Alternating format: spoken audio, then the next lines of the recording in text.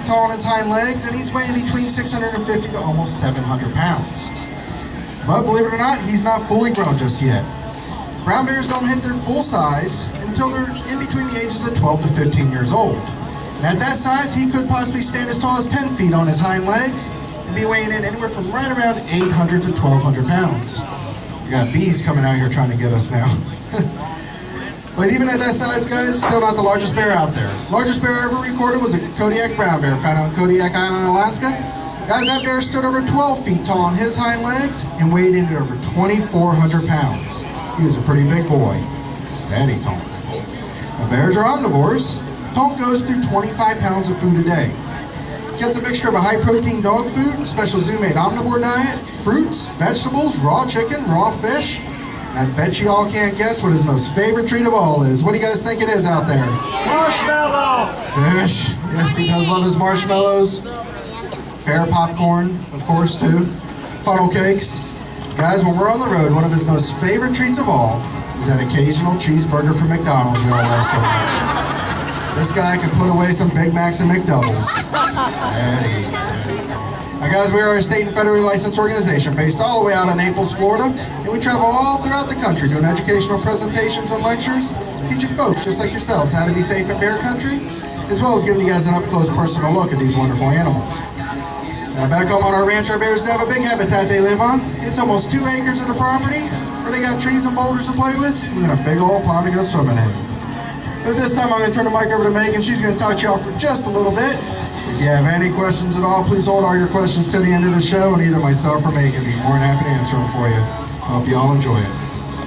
Thank you. As Dexter said, my name is Megan, and I'm going to talk to you all a little bit about bear safety today, while Dexter plays around with Tonk a little bit.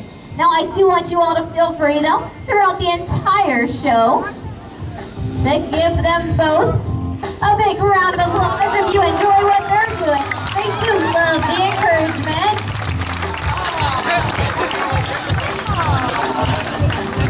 Now, ladies and gentlemen, boys and girls, the most important thing to always remember about all wildlife safety is just to keep your distance and never feed the animals in the wild, especially the bears.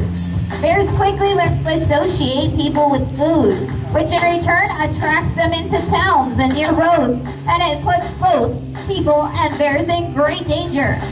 Now, those bears that have been known to associate people with food, though, are known as nuisance bears. And those nuisance bears usually end up having to be destroyed. So always remember that giving food to or approaching any wild animals interferes with their natural activities and is the leading cause of conflict, which results in serious injury or even death to both people and animals. Now, when you are out in bear country, though, I do have several different tips for you so that you do have yourself as safe a trip as possible and avoid the most common bear encounters, of course.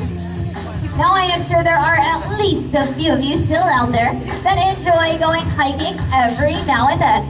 The most important thing before you even go hiking is just to let somebody know where you're going and when you plan on being home. And then if you're taking your children with you too, always keep them close by within your eyesight at all times. But one other very important thing while hiking is just be making a lot of noise while out there. You want to make sure to be talking amongst each other, singing, or even just clapping your hands, just to make sure all those bears in the area know that you're coming through. Because 9 times out of 10, those bears are going to leave that area to avoid you. You too, though, should also be looking out for signs of bears. You want to look for scratch marks on trees, logs torn apart, anything of that sort, so that you too can also avoid those areas with a lot of bear activity. You also want to avoid hiking alone or at night, and you always want to try to stay on the trails as well. You may also want to think about leaving any food or beverages at home. Bears have an amazing sense of smell. A bear can smell a food source from over 7 miles away, and believe it or not, they have an extremely big sweet tooth. Now, as you see Dexter in there having Tonk do some of his natural behaviors, he is being rewarded, of course. Now, Tonk's favorite treat of all, though, is marshmallows.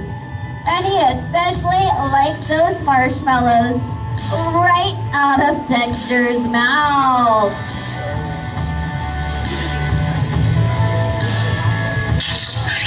How about a big round of applause for him for that one?